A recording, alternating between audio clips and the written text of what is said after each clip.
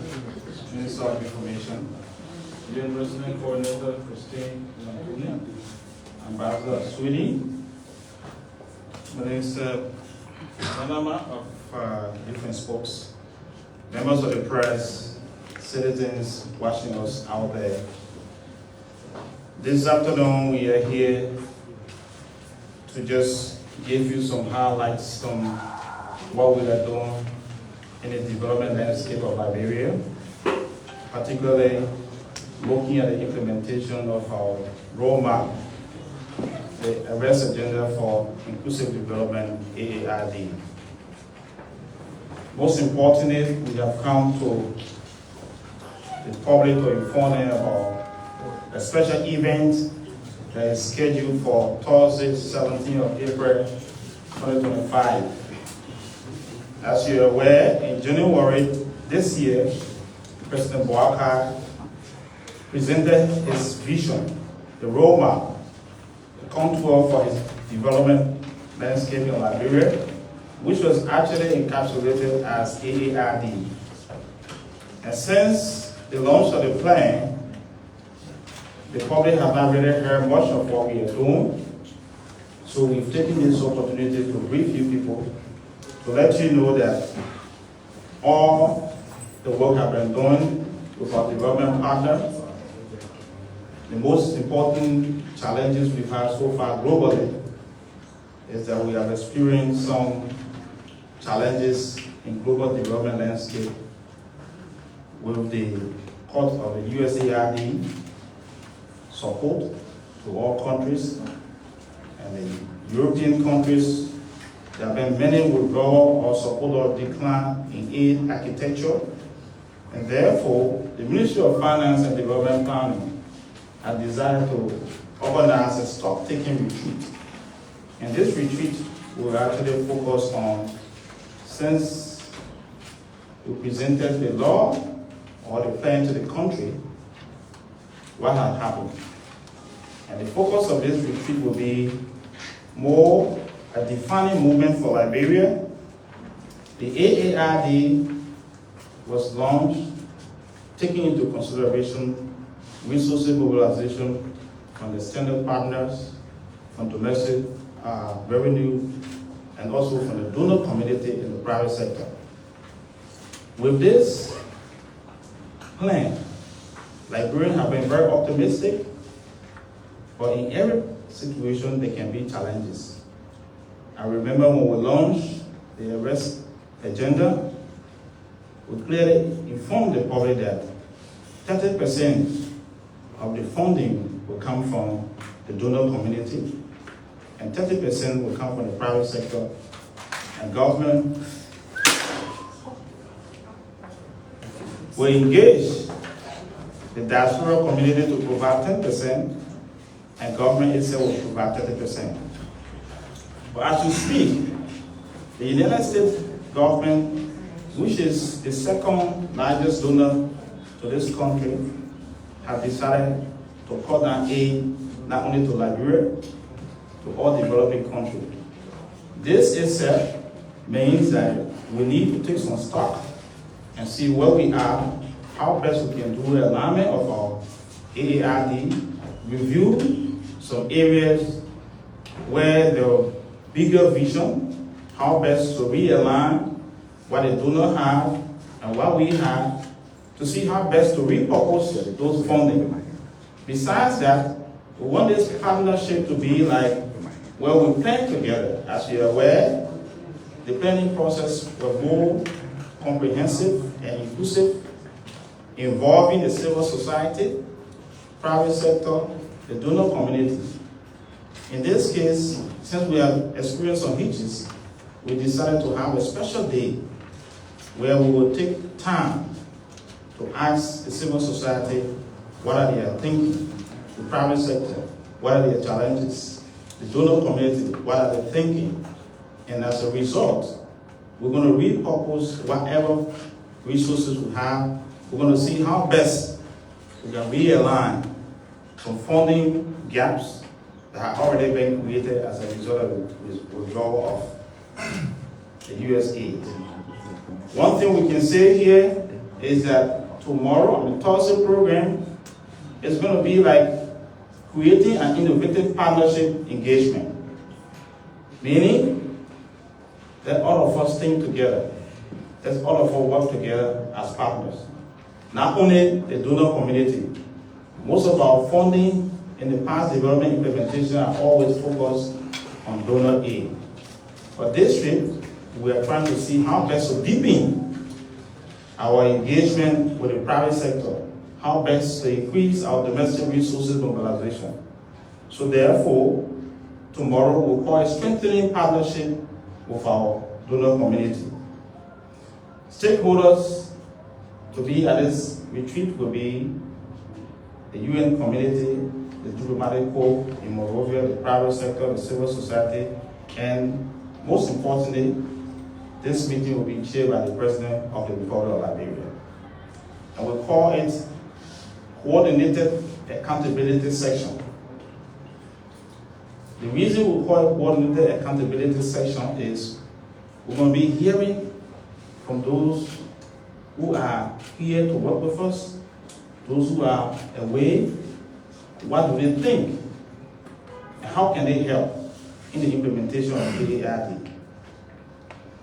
Some of the expected outcome, which I may not use all here, will be we are looking for a unified, compact approach. We will have a clear roadmap on aid delivery in Liberia.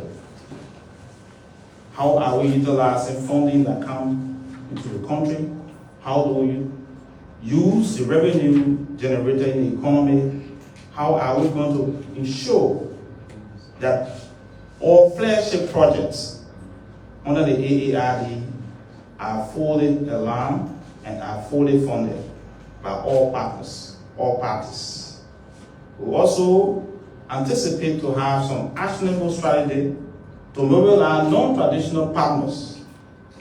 As you heard over the news, for the past 2 days, the Minister of Finance and his team, including myself, we went to Kuwait to re-engage our partners who have been financing our road structure in Lofa County and also our port in Sano and other places. And in this direction, what we are doing now is look for non-traditional partners, people who have resources, Australia, Brazil, other countries that are willing to help.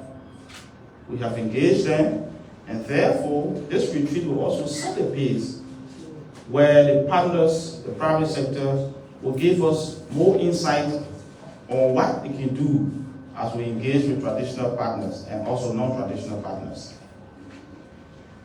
Participants from the private sector, we anticipate people who are already investing hugely in the economy, from the energy sector, from the mining sector, and almost, we can't call them multinational corporations, we'll call major partner, private sector partners, will be a part of the conversation tomorrow, on Thursday.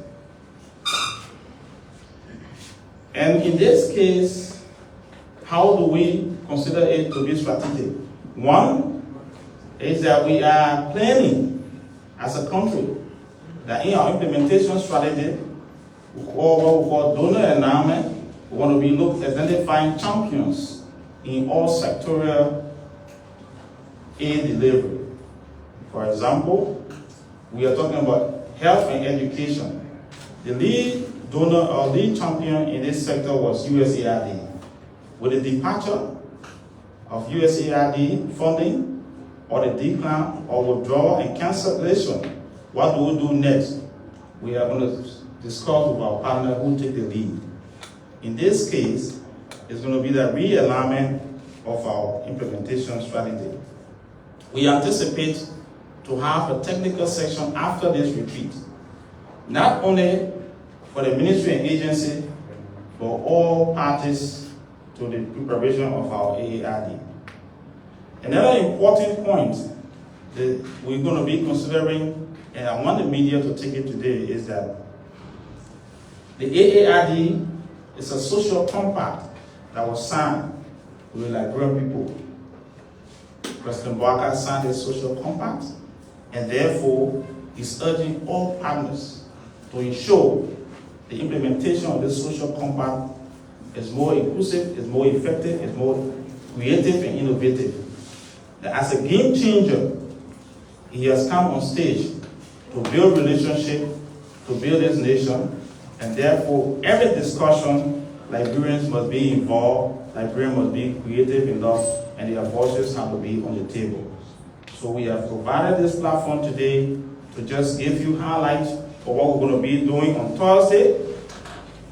On this platform today, we have our partners. The Swedish government have been one of the major donors to this country. We have the United Nations system who will also come up to just give you a short highlight on their role.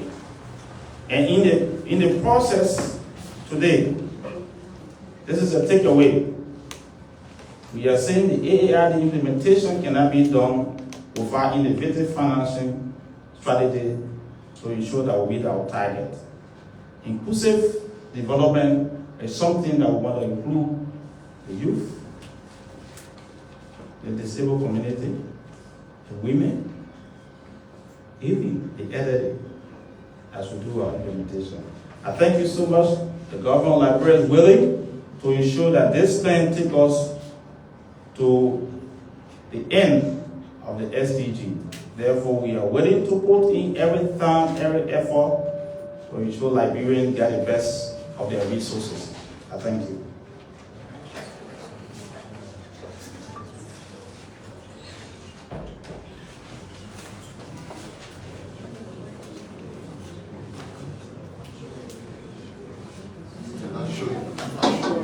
Don't need that.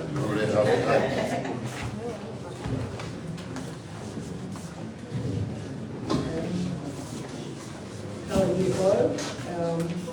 Thank you for this opportunity to brief today. And as already been mentioned, there is what we call the Government of Liberia and Development Partners Retreat that is taking place on the 17th April at the Ellen Johnson Sirleaf Ministerial Complex, Monrovia. I'm the UN resident coordinator, and you will be hearing from the Swedish ambassador. As UN resident coordinator in the coordination structure of the implementation of the plan, you know there is the coordination committee and all the different committees to which I co-chair, but we also have the cooperative partners committee to which the Swedish ambassador co-chairs. So for us, this retreat as partners, we see it as pivotal. It's happening at a time when we know, all of us, that over 20 years, Liberia has demonstrated a very consistent journey towards consolidating peace and democratic governance and moving also in its development journey step by step. We read from Liberia's own national development plan that the country is looking to move from low-income country to a lower middle-income country, and so this is very ambitious. We also note from the plan, the national plan itself, the AID, that it's not a government document. It's a national document, and as already explained, it's a sort of a compact among the Liberians themselves on where they want to see their country going. As partners, we've always been here to accompany that process, which is led by the nation. So, of course, we are in this period in the context of constrained financial landscape globally. But looking at the AID, I think these are things that were already anticipated because, of course, foreign aid has been dwindling and reducing, so it will reduce even further. So we look forward to a great conversation, a dialogue really, to hear from the national partners. We're glad to see that private sector is playing a key role in this retreat, civil society, government itself and the partners, because partnerships on improving how we coordinate to work together, but more importantly to hear about the innovating financing mechanisms and alternative ways, because it's a time when countries are looking themselves to see how they can drive development, but also looking at other ways of financing development. So as already mentioned, it's a good opportunity for mutual accountability, speaking to each other and dialoguing. So really we expect that it will be a high level engagement. We heard that the president will be himself leading this conversation, and we look forward to the recommendations that will come out. We're glad to see the diverse participation in this retreat and the entire interest in the conversation. I would like to say actually that when we see the program,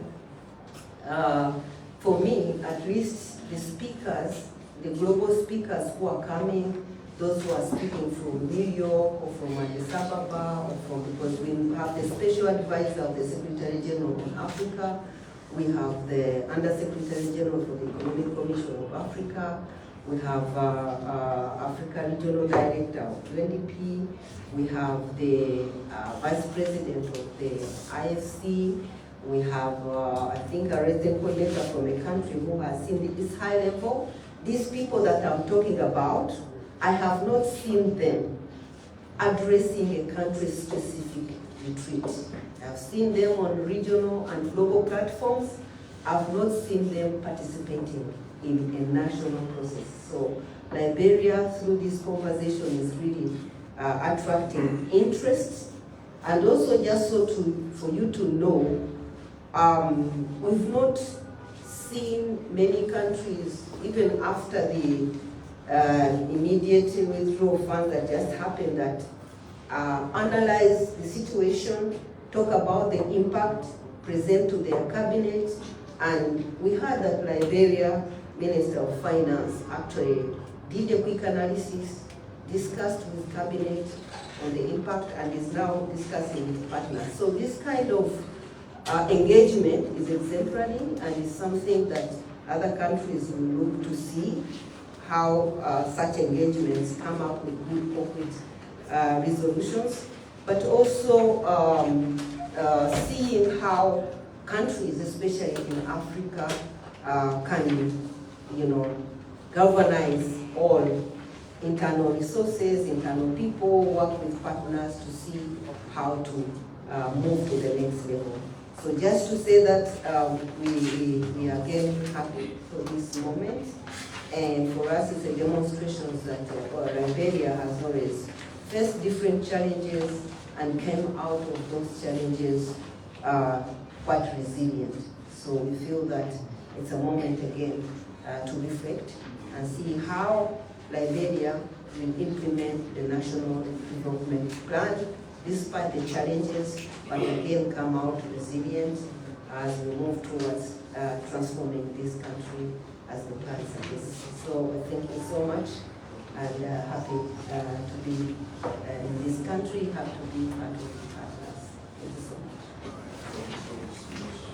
Yes, very much.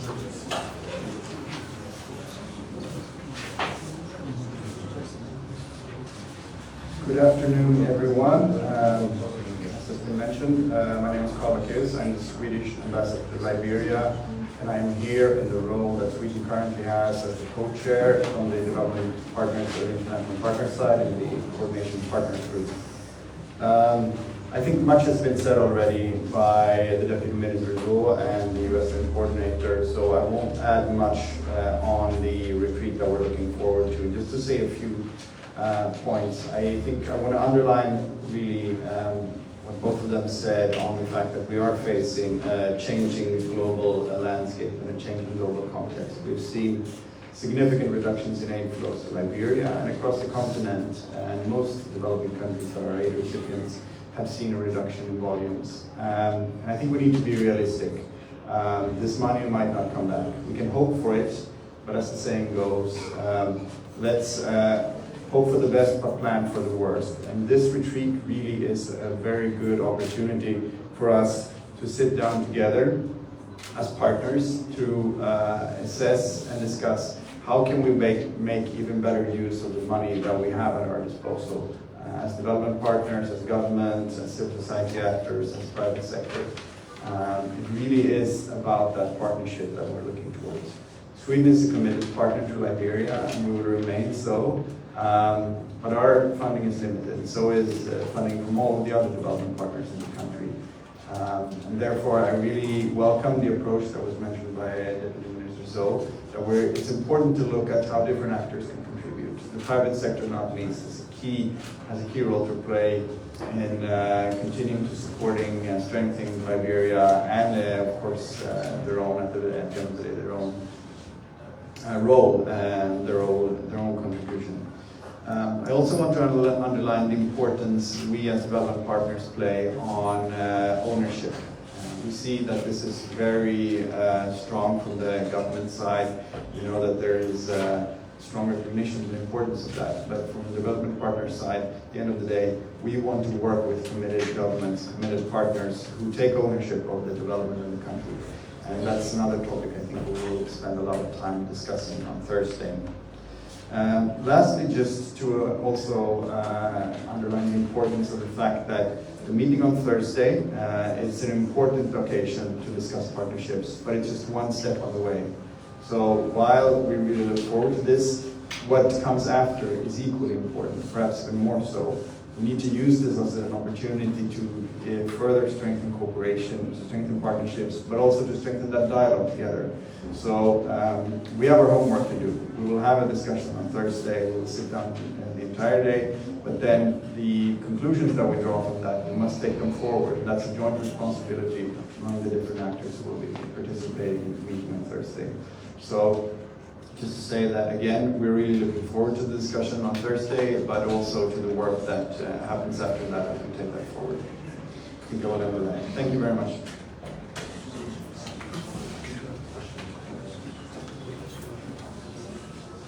Okay, so thank you very much to the guests for deliberating. We will take questions. So you listen to the three speakers.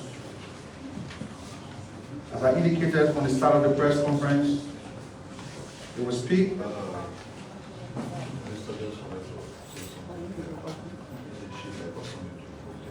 Okay, so they will come to add something to what I said, and then we'll take questions to leave.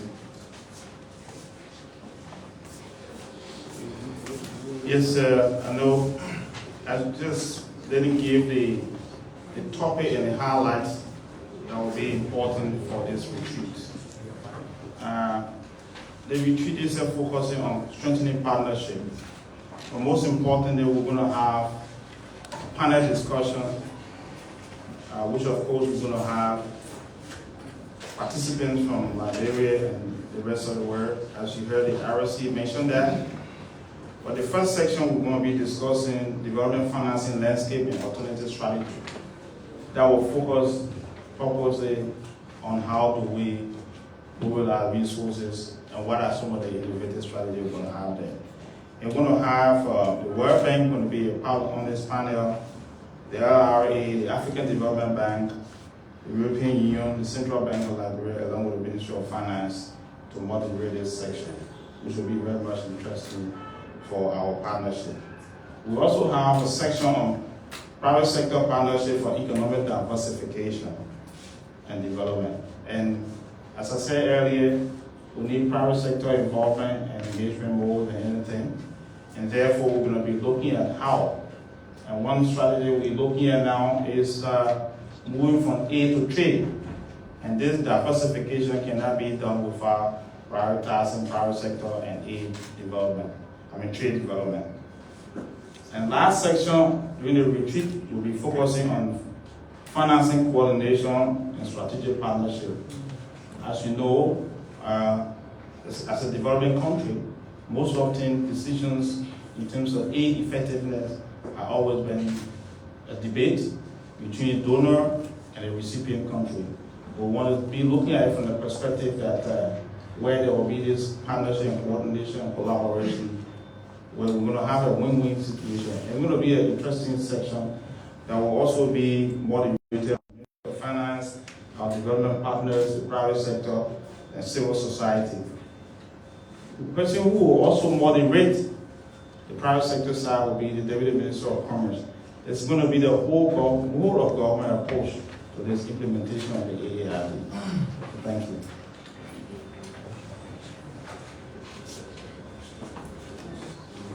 Thank you so much. As I mentioned, there will be speakers from global speakers from New York, but also regionally from Addis Ababa. Just to say that part of the interest is that, as you know, the Sustainable Development Goals, Agenda 2030 is coming to an end.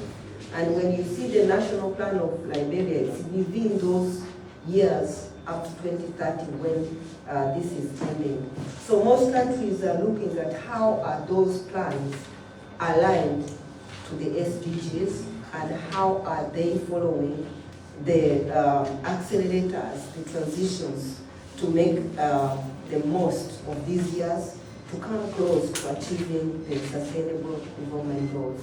So good to note that when we read the AID, it's a document that's really aligned to the global goals, the SDGs, but also to the Africa Agenda 2063, to the regional agendas in ECOWAS, linking now to the national. So I think the kind of thinking at that level is also going to be helpful to see how are we accelerating to achieve the goals that have been set, both globally, regionally, but also nationally. Thank you so much. I think Minister has already elaborated well how the discussions will go and the different sessions. Thank you so much. So, dear colleagues, the questions, please form a Q&A board.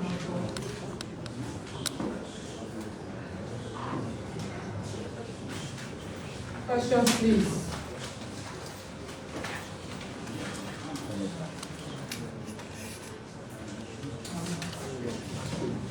So the team will leave as the press conference continues. If you have questions, phone the line and give your questions now.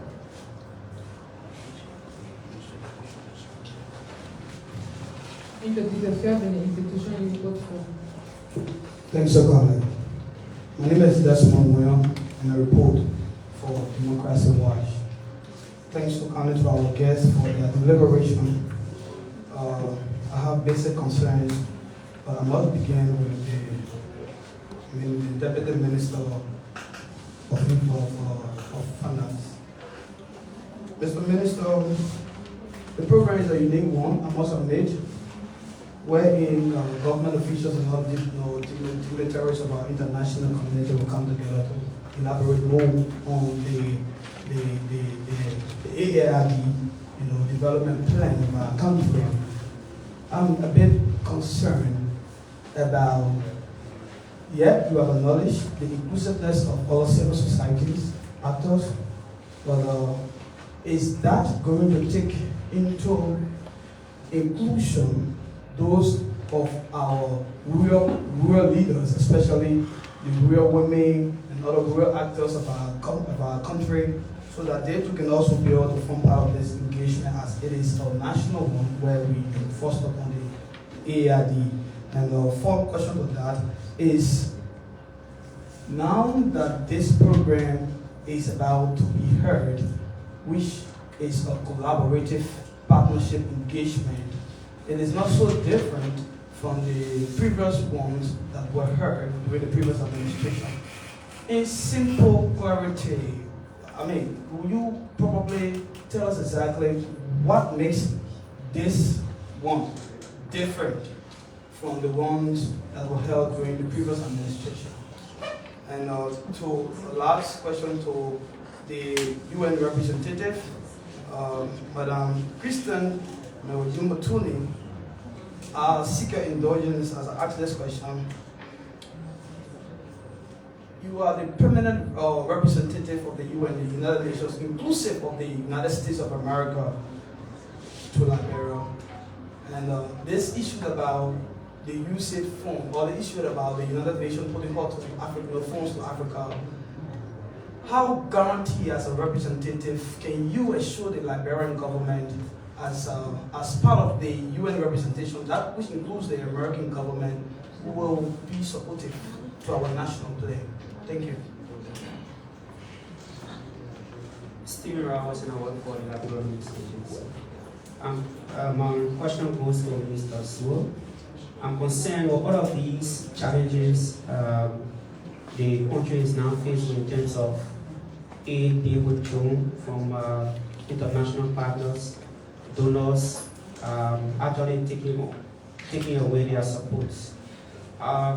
Liberians will be concerned about the national budget. How is the country actually prepared to making sure that the targeted budget is being met for this fiscal year? Thank you. So my name is Joseph Selim, I report for ABC Radio. My first question goes to the UN representative. UN plays a pivotal role when it comes to peace in our country. How concerned is the UN with the current impasse at the Capitol building? What have been some of those diplomatic conversations that the UN have been having with parties involved? Lastly, to the minister. Mr. Minister, you can give us a picture of the economy, where you took the economy from, where is the economy currently, and where you intend to carry the economy in terms of the indicators? Thank you. Thank you. Those are other questions.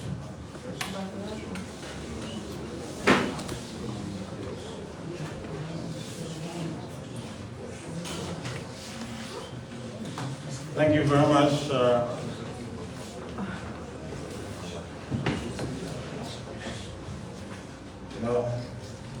It's good sometimes to have height. Thanks. In terms of inclusive strategy, for the first question, the involvement of rural women and people is clear. When the president mentioned a race agenda for inclusive development, he's a man who had had enough engagement with the country, and therefore he gave a strategy that was clear. Do not do it alone, involve everybody. And this is going to be the same response to question number 2, what makes the AID different from other plans? The entire process started in 2024, in May, to be specific. And people were saying why Unity Party-led government is delaying presenting plans. The reason was simple. He wanted us to do it right and do it once and for all for the country. Do not do it haphazardly. Therefore, with the district consultation, including women, youth, children, and from the 73 districts of this country, we heard the voices from the bottom. That was more inclusive. After the district consultation, we came to county consultation. What was collected at the district level was brought at the county level before we came to the national development plan itself. So it made it more inclusive. In this case, it solved the problem of saying how are we going to do it different than how the other plans were implemented in the past. At the same time, you will note that this government has championed and brought in another layer of the plan, that is county development plan. The rest of the plan, except for the PRS, they never had county development plan. So you have county development plan linked to the national development plan. In this case, it becomes clear that what the national government is thinking about is going to filter down to the county and to the district. And we call this more inclusive development plan. We are having a national target, and these national targets are also representative of targets that were collected from the county and from the district. If we are solving the problem of, for example, education, to increase literacy rate in the country. It's not only a target at the Ministry of Education, but we're talking about DEO, the CEO, participation, and how we set the target at the county level. So in this case, we are saying clearly that the plan is very inclusive and it's going to be different. The implementation is also different. One important thing there is that the president has taken over at a time where we have a local government act that also devolved the authority from the top to the bottom. In this case, the counties are also making decisions with the resources that are there. And our domestic resources mobilization to support this plan is also anchored into what we call the revenue sharing scheme, where revenue collected at the local level, 40% will remain at the local level in the counties to ensure that we're developing the county and also implement the county development agenda and development indicators will be captured at the local level. I have a question, another question that came to me about national budget meeting the fiscal target. This is a very good question. The national budget is being carved district in line with the AARD. So we look at the platform, the pillar of the arrest agenda, and all programs that are identified in the arrest agenda, you see the alignment. In fact, as we speak, the planning, economic management, all the units, all the technicians are working on the 2026 budget at this time to ensure there will be a clear alignment, the sector plan, to ensure that we capture what are the key drivers of growth in the various sectors. So the financing mechanism can be done ahead of time. Even though as we implement 2025 budget, they have been shocked right now in the economy, but we're trying to recast, definitely to review where there have been some reduction in support to sectors like education and health, particularly with the withdrawal of the USAID. The budget is going to be the next tool that we can use to ensure that places that need urgent support and that need financing for urgent service delivery, we have already done the planning, and that will be considered in our upcoming recast and also the 2026 budget. I'm not too sure that I should respond to this question because our focus here, the last question, our focus here today is on the AARD implementation and the retreat. I thank you.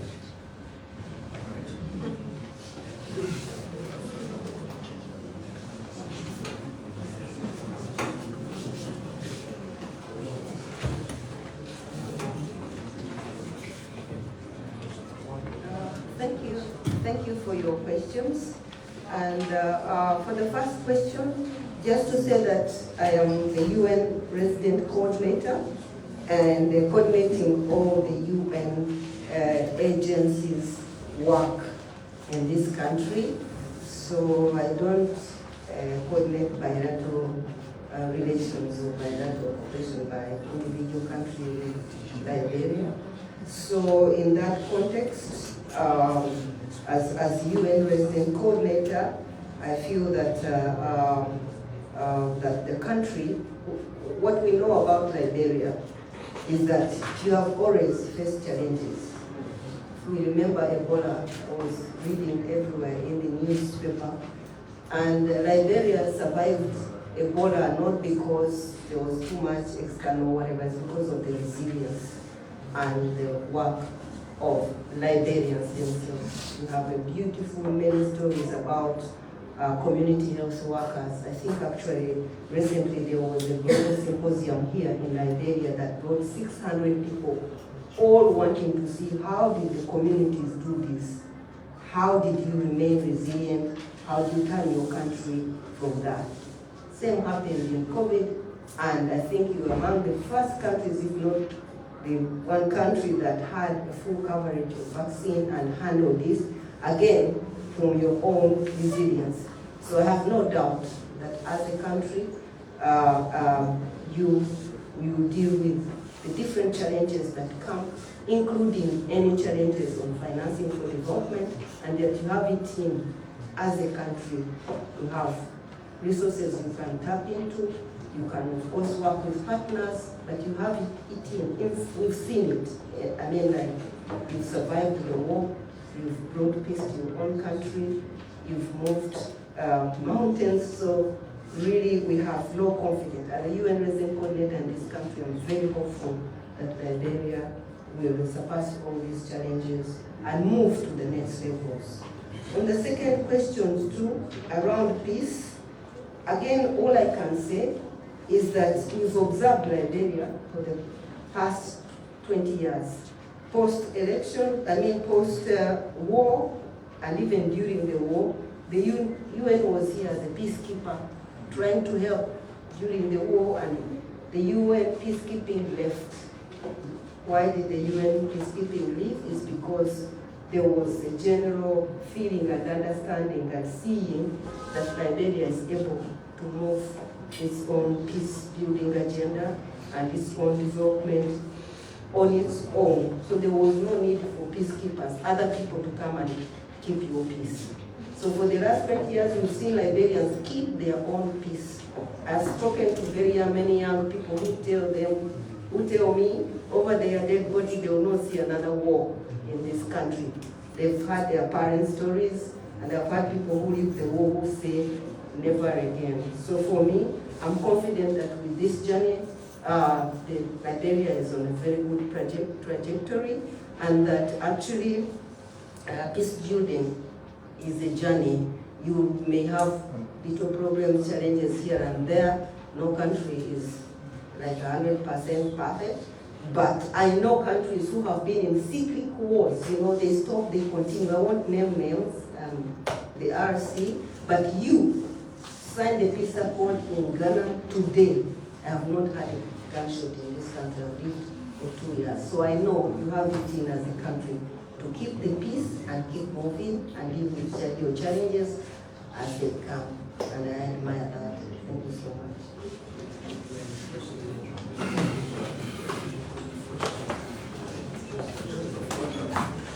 So with that, the question being answered, the guest and the minister will pose for photo, and will be escorted out of the hall, and then we'll resume the press conference.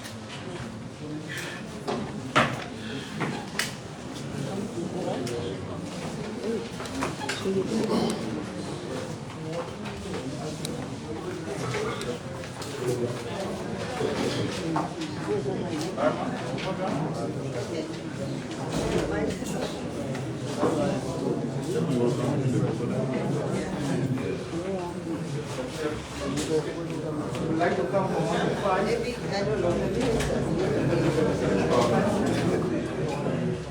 1,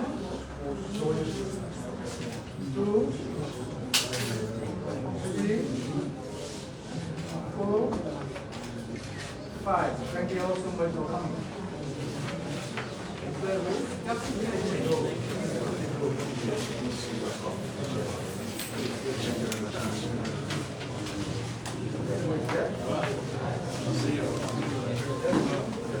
Thank you for everything.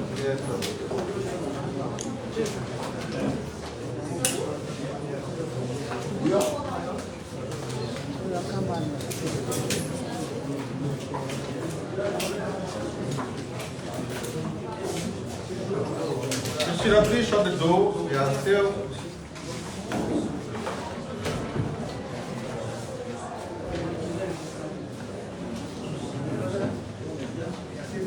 So we thought to deal with our development partners. We still have the Deputy Minister for TVET here from the Ministry of Youth and Sports. I will make some remarks on behalf of the Ministry of Information, and then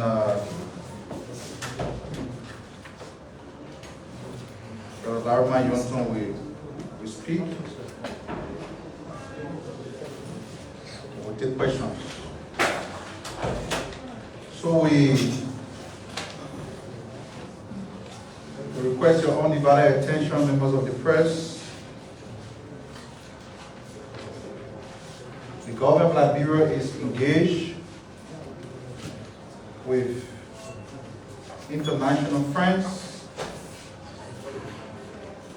to ensure that various facilities across the country can be revamped and brought up to date. The Liberia Airport Authority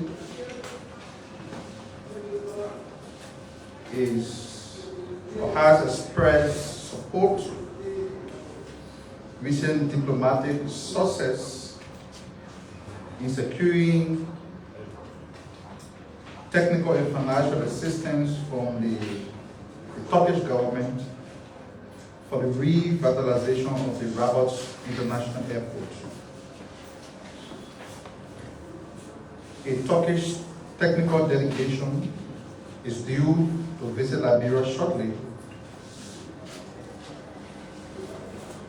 to assess the Rabat International Airport, the infrastructure at the Rabat International Airport,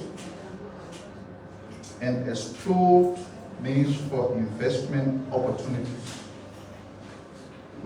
The revitalization of the RIA, which was built in the 1940s, has been identified as a national priority due to its critical role in facilitating international travel and trade. The collaboration is one that holds significant potential to transform the Rabat International Airport into a modern, efficient international airport that aligns with global standards. The initiative will go beyond infrastructure. It is about national growth, tourism, trade, and improving Liberia's international image.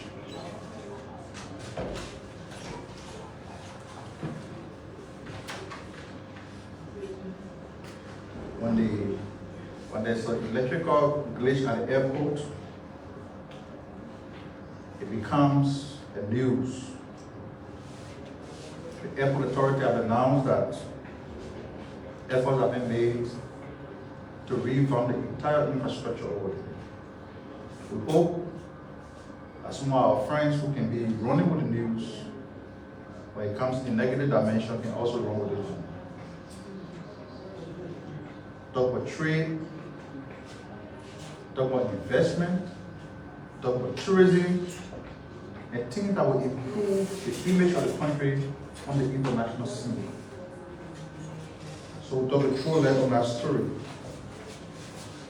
The ministerial agenda is also working, and we are further developing on the ministerial agenda.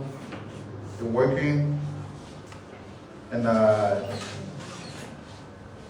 street children project. They launched a street children project. And that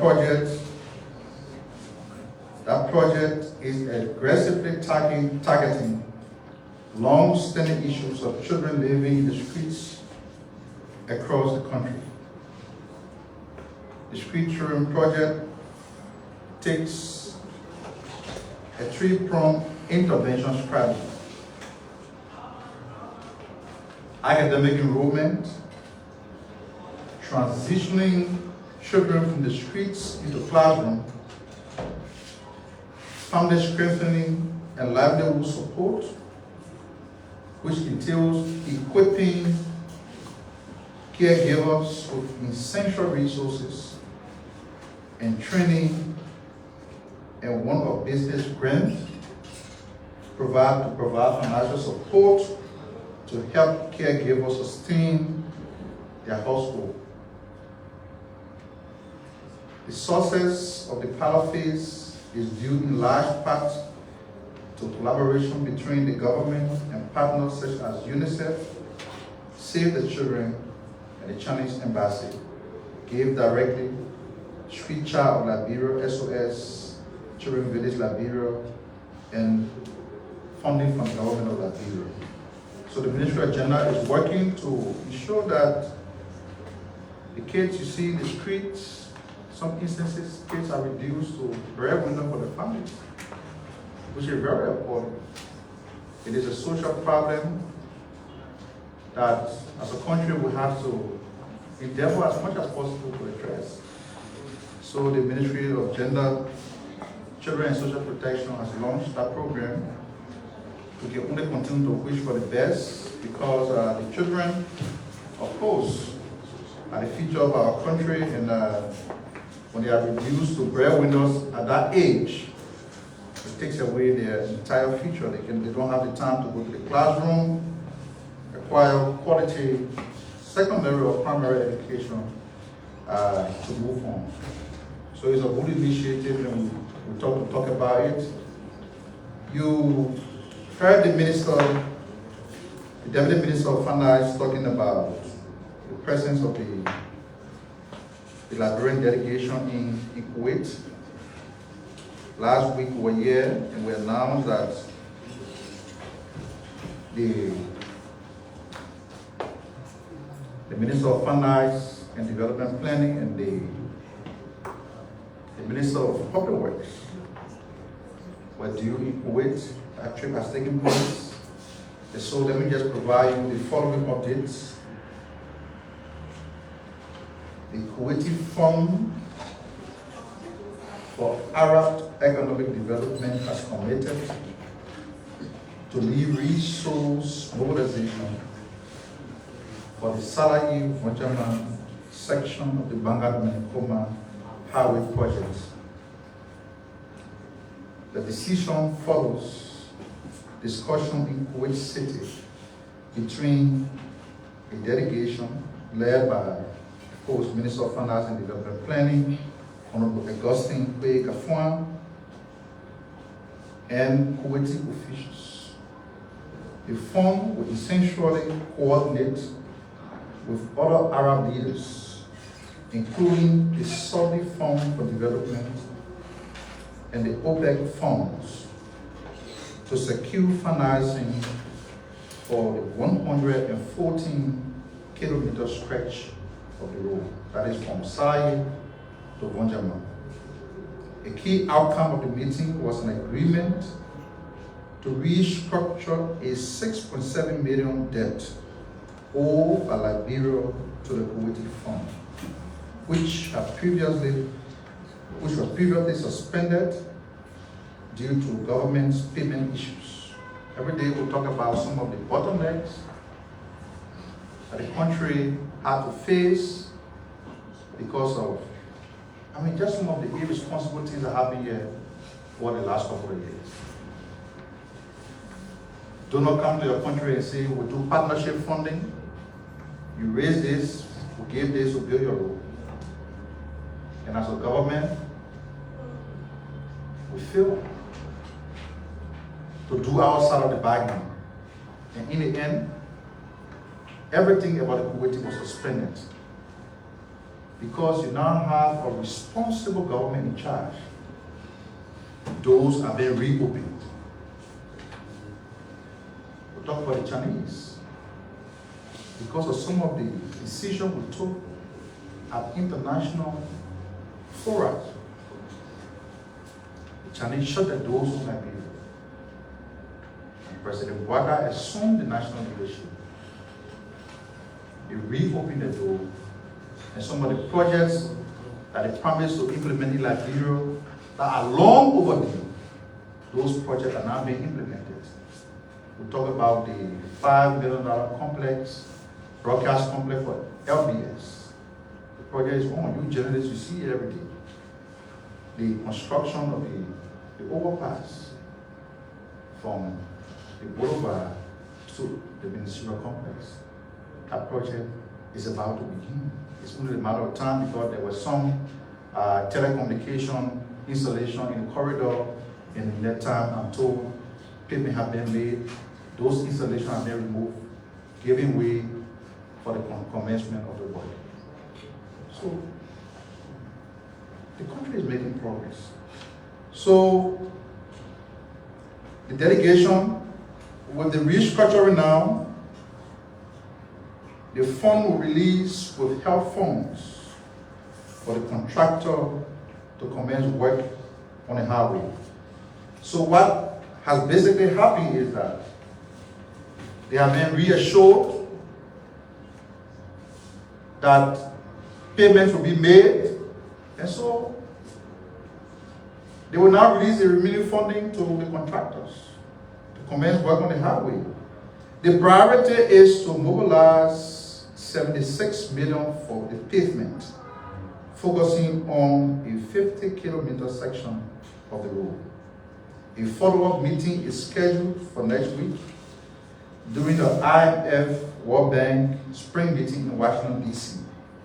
The Liberian government expressed gratitude for Kuwaiti's ongoing support in infrastructure development and sought further assistance for Liberia's candidacy for a non-permanent seat on the UN Security Council. Of course, you know, all of these negotiations are ongoing. Concomitantly, our bid for the UN Security Council seat is also in progress.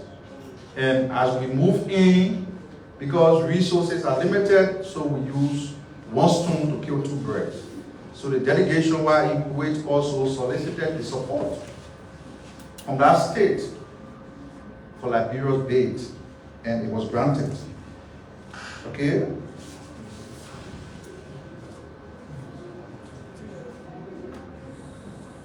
The Liberian government delegation represented in Kuwait are expected to hold further talks with Kuwaiti port authorities and other officials of Kuwait government, and these negotiations are aimed at strengthening bilateral relationships.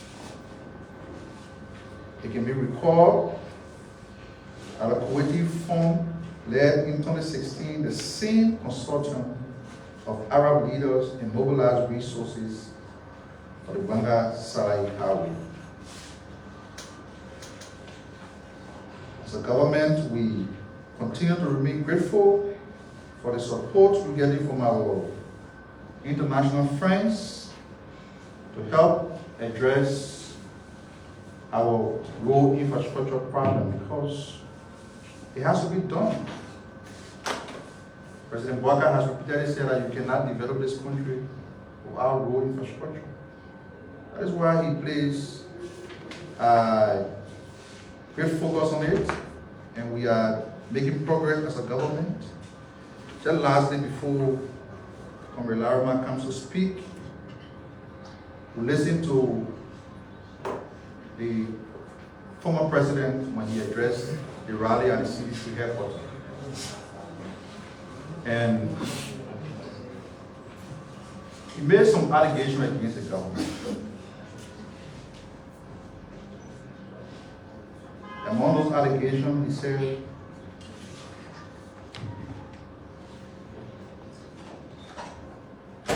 we came to power on false promises.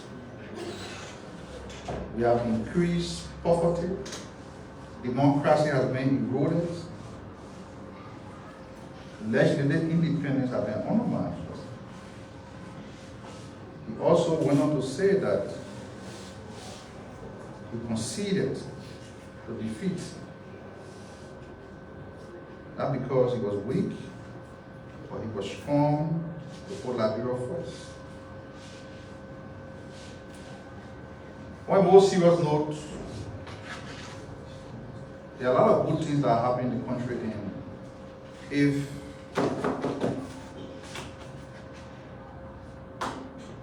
we should be able to throw light on all the development projects that the government is wanting, and we are doing so. But sometimes, given the fact that we live in a pluralistic democracy, when these statements are made, we are constrained, we are compelled to say something about them. First of all, it is a pity that the very former president and the officials who stole from the Liberian people over the last 6 years, they enriched themselves and kept those poor people in poverty. They did nothing, absolutely nothing, to improve the material condition of the people they're now going to beg for $100 in the form of Dehpue. And instead of focusing on that begging spree, the former president chose to make loose allegations against the government. Except that his vision is being impeded by political hypocrisy. For anybody who can see, anybody who has a head bottom between the shoulders, can see the good things that are happening. So for him to have said the things he said is one thing, but it is also shameless for this to be coming from him.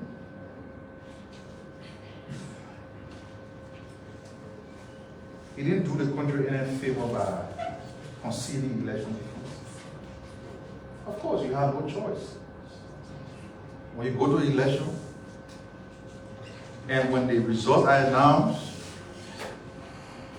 when you are defeated, you have no choice but to concede. Except because this whole thing about I conceded because I love the country, you have to say, is the former president insinuating that he had other plans other than conceding? Is he not telling us that he had an option to either break the election and plunge the country into chaos, and he chose to do otherwise? Because we live in a democratic country. In 2005, he didn't concede to President Cllr. She became president of the country because the election result was not precedent on anybody's concession. In 2011, he didn't concede. President Cllr was declared a winner. In 2017, President Barker conceded because the result did not favor him. And when you are defeated in the election, and you go about breaking and say, oh, I conceded because I love the country. What is it for concession?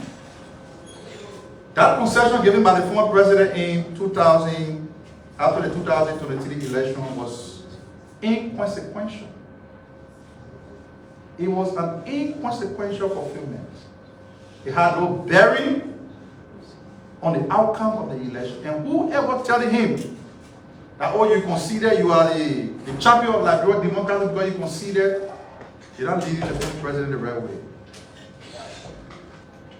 When you go to election, in keeping with Article 83B of the Liberian Constitution, elections in the country for public officers are determined by absolute majority, especially for president and vice president. The law goes on to say that if you don't get the required number of votes, you go to second round. You go to second round. Somebody won the election, and I see him putting emphasis on the margin. I mean, this is a fundamental error. Because the law doesn't say 50% plus 2. It says 50% plus 1. So even if the election result was tied, somebody get one vote over you, they defeated you. Talk less about over 20,000 votes. And this is so regardless of the manipulation that they carry on in the service. So, we didn't do the country a favor. We want to have a civil conversation. When you come on the national scene to make statement as the former leader of the country, we expect you to also be, to point us to things that are happening. You go on to say that democracy is being undermined in the country. How? How? How many of us here don't remember that death squads were being formed to go after political opponents? How many of us? We all know that. How many of us here don't bear testament to the fact that the promises that propelled the rescue mission to power are being implemented. And only those who got their head buried in the sand or in the mud would think otherwise. The president places road on the top of his priority. Agriculture is there. What do you see the government doing for agriculture? Tremendous progress. Look across the country. New roads are being opened. New roads are being constructed. Existing ones are being rehabilitated. This is because the president does not want this country to go into a vicious cycle. That one administration after the other, we have to go through the same thing. Every rainy season we have to go through this. And the challenge has been placed. The Minister of Foreign has said that it is up to him to ensure that the perennial problem we have with, movement in the rural area during the rainy season can be addressed. We are addressing them. Talk about rule of law, for example. Is this country now better off than what it was a few years ago in terms of rule of law, breathing a sense of security? Why do they keep pushing us back? Every time we want to focus on saying something good has happened to the country, you can't, and this is just in their naked quest to come back to power. Maybe somebody who the journalist to ask them, what do you want to do with power? You have power for 6 years. What do you do? Left the country for 48 days. You build for the 600 billion for yourself. You acquire a private jet for yourself. You play football from Monday to Sunday. What do you want to do with power again? I have to conclude by saying that as we navigate our way through the complexity of globalization as a country with very small capacity in terms of revenue to address our problems, the greatest threat that is lingering on our democracy right now is the idea that people who plunge this country into chaos are desperately seeking to return to power. That is the greatest threat to our democracy. And we all have to be mindful. Giving a desperate and angry man power is not the right thing to do. They came here, they were tested, and they showed to you that they're not able to job. Today we have the job. The mess they created, we are addressing those mess. Sanction came on the country like October rain. They damaged the image of this country. We now have to face the difficulty of going out there and making a case for Liberia. And all you can do is to come on the radio and say, oh, I consider because I led the country. Do you have any other option? That desperate quest to return to power is the biggest threat to our democracy, and we have to abort it before it breeds. That is why we will not refrain from reminding the former president of the country. The country is better off than where you left it. Civil servants, no more complain about salary delay. Police officers have been placed on insurance. The security sector has improved. There's some level of independence. Today, anybody who goes to the police station will get justice for themselves. The country is now breathing an air of security. Give us the chance to do the work. Larman.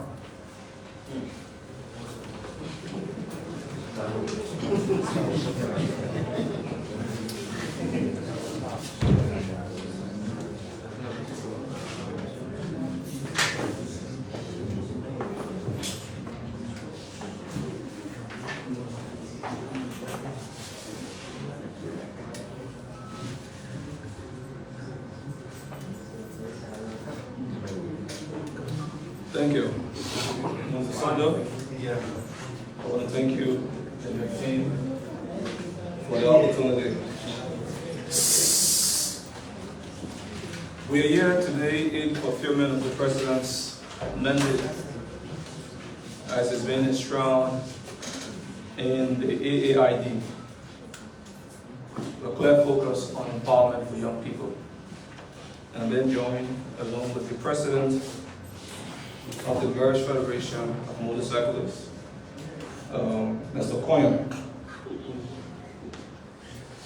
So the government of Liberia, through the Ministry of Youth and Sport, is pleased to announce a special collaboration and partnership with the British Federation.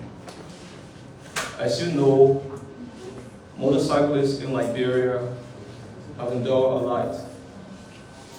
They form part of the single largest of the youth population. They are now numbering around 300,000 across the 15 counties. And so for us, this partnership is very important, given the recent history of our motorcyclist young people, the encounter with the police, but also the role played during the just ended 2023 elections.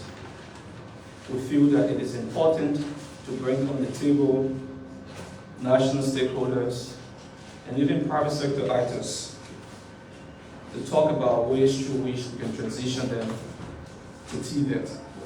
And TVET means Technical Vocational Education Training. And so in concert with the Office of the Vice President, His Excellency Jeremiah Bangalu, in concert with the Liberia Maritime Authority, Liberia Water and Sewer Corporation, the National Food Authority, the United Nations Development Program, MICAT, and other private sector stakeholders. We will be launching officially what we call the Skills for Work Accelerator Program for Black riders. And this will take place on April 25th, just about 10 days from now. The President of the Republic of Liberia is expected to serve as chief launcher at this auspicious occasion. And there are several other national stakeholders and dignitaries that have been invited. Now the fundamental question here is why this endeavor? As much as it is called the Skills for Work Accelerator Program, we also call it the Motorbike Rider Transition to TVET program. We believe that one of the overarching problems faced by our country today is not just the issue of poverty or unemployment, but massive skill gap among our young people. Most of our motorbike riders have been riding bike spent over the last 5 to 10 years. And they need a second pathway. And we believe that TVET provides that viable alternative and the vehicle through which they can not only transform their life, but also contribute to Liberia's economic growth and development. And so thus the importance of this program. We also believe that it is easy to trap on the accelerator model in this instant. Most of our black riders have been out of school for many, many years. And so keeping them in a traditional program where they will go to the Monrovia Vocational Training Center for 12 months or more will be a bit challenging. So we have designed the program to cater to that aspiration. And so it's going to be an accelerator program that runs between 3 to 6 months. And our theory of change is very simple, that if we can invest in transitioning motorcyclists at least 1,005 annually, by 2029 we should have transitioned at least 15,000 motorcyclists across Montserrat and 11 other counties. So we have Montserrat, we have Lofa, we have Bomi, we have Bon.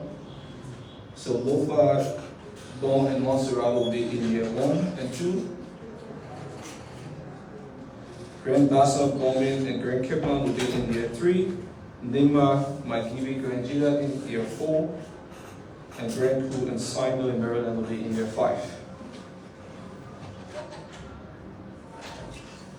Our hope is to raise at least close to $1 million, approximately 906,000 annually for this event, which will total over the span of the next 5 years over $3 million to enable us to actively and successfully transition 15,000 of our motorcyclists in TVIT. And this is not going to be a monster thing. We are in active communication and partnership with technical colleges across the country, in Lofa, in Maryland, and counties that I just named. And so for us, it's a big deal because we believe that as part of achieving the AAID for young people, which constitute the single largest segment of our population, towering around 78% of our population, in addressing the issue of at-risk youth and vulnerable youth across this country, we can no longer continue to play a black eye on the plight of our motorbike riders. And so it's important that we do every effort in concert with the Office of the Vice President to launch this program, and we are inviting you, the members of the press, to come out on April 25th, 2025 at the SKD Gymnasium where this program will be launched. I will yield some time to the President, who will give more details, and then we will entertain questions. Thank you.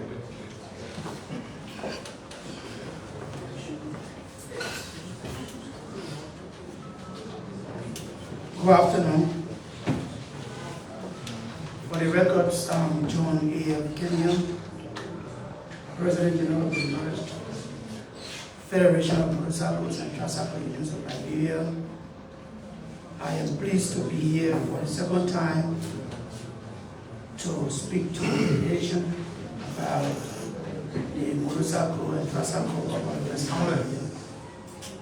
And let me appreciate the leadership of this great ministry for the transformation here. Except where you will not want to admit the fact that there is a great transition that have taken place at this ministry. For years back, when you drive here on this road, to even have this place painted was difficult. And so there's something that we should always admit, if we will see Liberia getting on the right path, admittance to truth is very important. So the minister have set it up. Let me say to our motorcycle and tricycle operators in Liberia, there is a great initiative taken, and that we do want to appreciate the Ministry of Youth and Sports and other partners for this great endeavor. I remember years back we've been advocating for motorcyclists to be transitioned. And every time people will say motorcyclists and tricyclists are troublemakers, the only thing we are noted for is negative. And today we can proudly say that, like the minister already stated, from now to 2029, we will have not less than 15,000 motorcycle and tricycle operators trained.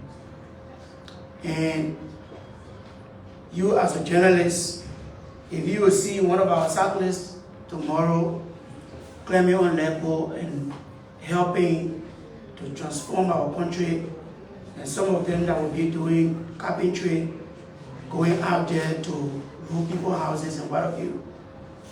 And while others will be there constructing bridges and operating heavy-duty vehicles, we strongly believe that very soon, the same motorcyclists people consider as suicide bombers will be considered as agents of positive change.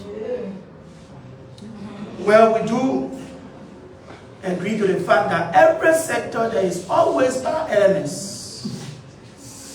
Even within the media landscape, we all know there are some people who will never say anything positive about the country. And so the fact that people always say motorcyclists are bad people, all of the good things the motorcyclists are doing, taking people from one point to another. When some of our old mothers were in a rural part of our country, can I even see car? I remember going to a town called Samistan, Riverses. I'm told for, I don't know how many years, 18, 20 years, they put up, some of the children, they have not even seen the thing called car. Une motorbike. All right? And it was surprising to note that the motorcyclists and tricyclists are playing immense role within our society. If all of the bikes were back today, you know where our economy would be. You know where our country would be. So we want you, the journalists, to help us in this, propagating this message that indeed, next Friday, everyone should get at the U.S. Post Ministry, wherein we will officially launch for the first time in the history of this country. I remember I started riding motorbike immediately I graduated from high school, 2008. Some of us, we know where bike has taken us. All right? And many of our brothers out there, today they are surviving through motorcycle riding. Some of them only need somebody to push them. But in this country, we are very good at criticizing people and tearing people down. And I strongly believe this step taking is the act and work of an ego and not the philosophy of a chicken and a crab philosophy. In Liberia and other places, we always criticize and we do not find alternative. We want to say to our motorcyclists, it's about time that we be positive in our engagement. We condemn every act of violence within the motorcycle and tricycle sector. If you have been following John Kenyon in past years, I have never and ever supported anything related to violence. Follow the records. We have been very constructive in our engagement because we strongly believe that besides motorcycle riding, there are so many other ways we can contribute to our country. But with all of the immense contribution, people are not recognizing that. I remember, and I can still recall, when bike was still running on the road here. Many days you will see people running, even the media, the journalists, the students. Once upon a time, our lawmakers, right? And you saw them coming, we can get to the Capitol building. So the choice, the kind of role our sector play. And one thing I want to say here, to all of you, we are begging you, please, the journalists, let this program not just be negatively politicized, but let us all embrace it. And we want the president and the vice president and the national legislature to make this legislation that after Baga's regime, motorcyclists and tricyclists should be privatized, to be trained every year. Where in election will not carry people use motorcycles run. Oh, you can't get around. Then after election, they say no, the police are not useful. Let me tell you one of the impact of the restriction on the main road today. I remember going to JFK sometime last week, and the issue of accident resulting to death on the main road, it has drastically reduced. Drastically reduced. And I strongly believe it is making efforts. If you interview people out there, the major thing we should be concerned about is the safety of our people. So again, we want to say thank you to the Ministry of Youth and Sports I want to say thank you to the government for listening and living up to commitment. We as cyclists, we want to say we remain positive to our country and will contribute in whatever way to making Liberia a better place. So I want to recognize my Secretary General who is here with me, Mr. Jero. Thank you. Okay, so just what I was saying, government knowing that motorcycle riding, even though it's a means of livelihood, but how sustainable it is. So the government has now, the government through the Ministry of Youth and Sport will get these young people who are motorcycle riders, enroll them into technical and vocational schools so they can get a career. At the day you're not riding motorbike, you can be a plumber, you can be an electrician, you can be a carpenter, which is more sustainable. That is how you change a country. You don't change a country by being political about everything. So these are well-intentioned initiatives, and the